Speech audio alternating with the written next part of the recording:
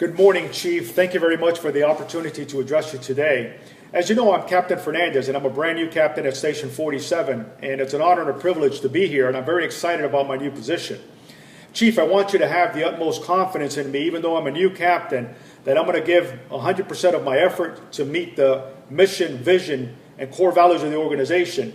And what you strive to have in your district and what I strive to have in my station is a station that's representative of the community and that we're providing excellent service to the citizens that we serve each and every day. Chief, the reason that I'm here today is to talk to you about an issue that I find extremely troubling and extremely challenging, but I feel up to the task to be able to handle it. As I made you aware before, upon arriving at the station, some of the crew members were drilling with one of the lieutenants, or new lieutenant at the station, and they were drilling on overhaul. And when I went out to join them and observe the drill, I observed they were not wearing their self-contained breathing apparatus masks. And when I asked the lieutenant about this, he says, well, they obstruct our view, there's no smoke, and it really makes it hard to see. And then he walked away from me. And that's where I became extremely upset, that the fact that he walked away from a senior officer, and he did this in front of the crew members. And I was also concerned of the fact that he was drilling in an improper fashion. And we play out in the field the same way that we practice. If we practice poorly, we're going to perform poorly in the field. And that's not what you stand for, Chief, and that's not what I stand for as a captain in this agency, and it's not what the citizens expect from us. So one of the first things that I did is I stopped the act of the improper drilling that was going on. I pulled the lieutenant back over, and I said, from this point on, if you continue this drill, I want it with the self-contained breathing apparatus on and the face mask on so that the members are not misinformed of what the expectations are. Chief, and I did this without embarrassing the lieutenant, pulled him off to the side, but now we need to have more aggressive action, and I'd like today to spell out what my action plan is going to be, the steps that I'm going to take, the resources I'm going to take, the timelines that I'm going to put in place, and Chief, with your approval, I feel very confident we're going to get this lieutenant in line with the mission and vision of the organization and what I expect for him as his captain. So, Chief, what I'd like to do is break this issue down. I want to talk about the skill sets, the drilling involving overhaul, involving self-contained breathing apparatus usage. But I also want to talk about expectations as a company officer. I want to talk about leadership and management, and I'm going to separate it into two issues. Chief, regarding the operational issues, here's what I'd like to do. I'm going to reach out to the training division. I'm going to reach out to our field training instructors, and I'm going to be pulling all the policies we have on overhaul, salvage, air monitoring, all the SOPs, SOGs that are related to this aspect. I'm also going to be reaching out to our air program. I want every mask at that station to be inspected to see if they're in fact obstructed, if they're scratched, if the members can't see. And I'm going to make this a two-pronged approach.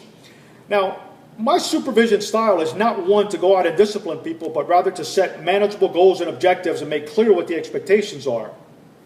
So I considered disciplining this lieutenant, but that's not going to be a good option. I also took into consideration maybe just giving it more time. Maybe he's having a bad day. But due to the seriousness of the matter, I felt that we have to do some remediation, and I'm coming to you today to ask you for your approval. So I'm also going to review the training records of all the members at the fire station. I'm going to review the training records of this lieutenant and see what experience levels they have, what previous training they've done, and I'm also going to speak to the previous captain to see what the history, as I review the training records in the fire station files as far as what training has been done. And then I'm going to set up a 10-day action plan. This 10-day action plan will consist of schools, skills, and drills. Now I'm going to incorporate the training division, like I said. We're going to start with some classroom activities. I'm going to have the lieutenant teach all the members in the fire station on all the SOGs related to overhaul, air monitoring, and I'm going to throw some salvage in as well, since we tend to talk about those things together. And I'm going to have every member of the station do some self-contained breathing apparatus drills. This will be in conjunction with our air program. So 3 days of classroom work, getting everybody up to speed on what my expectations are. We're going to do 3 days of overhaul work, and we're going to do 3 days of self-contained breathing work. And then I'm going to throw in a day or two just as a buffer in case we're busy, people call out sick, or the weather's inclement, we can't do our drills. Then what I'm going to do is I'm going to set up an action plan to review what we've done at 30, 60, and 90-day intervals and clearly measure this at every working incident that we get during that 90-day window. And I feel that by doing this, that we're going to get the firefighters back on track. If they do, I will document this in their folder, give them an attaboy, put them in for recognition. But I'm going to make it clear what the expectations are. And if I don't see the improvement that I expect, this could lead to disciplinary action. Although I don't expect it to be, because I will lead from the front and I'll lead by example. Now, Chief, the second issue that I had here is when the lieutenant walked away.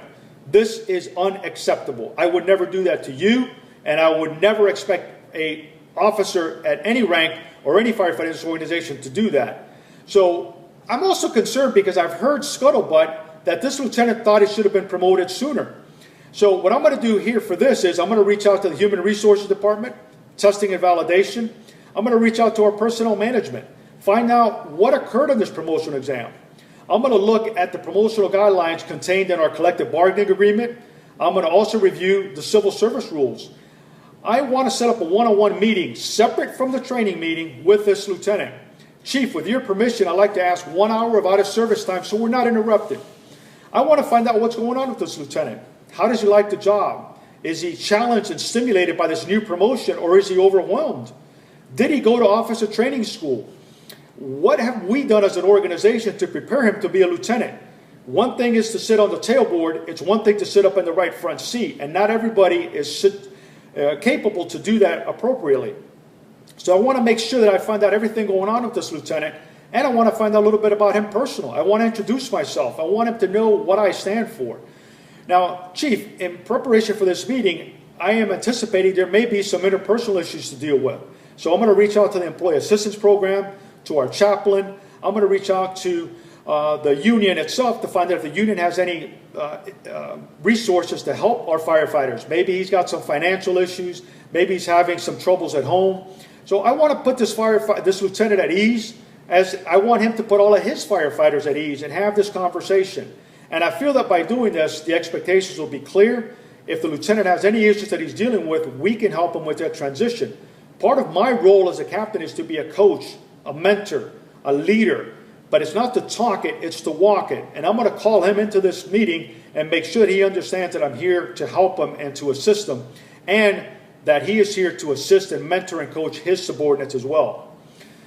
Chief, let me summarize what we've talked about today. We're dealing with the lieutenant, young lieutenant at the station, had some inappropriate behaviors, both on the drill ground and interpersonal with the way he treated me, and he walked away and he did something that I could not condone and will not condone. I'm going to be setting up a clearly defined action plan with school skills and drills to deal with overhaul and self-contained, using resources like the training division, the air program, and our specialty field training instructors. I'm also going to be looking into his interpersonal issues, using the chaplain, the clergy, the union, the employee assistance program to get him the help that he needs. Chief, if you give me the approval, I will keep you posted on the progress, and I feel confident we're going to get this lieutenant on track to what our expectations are in our department.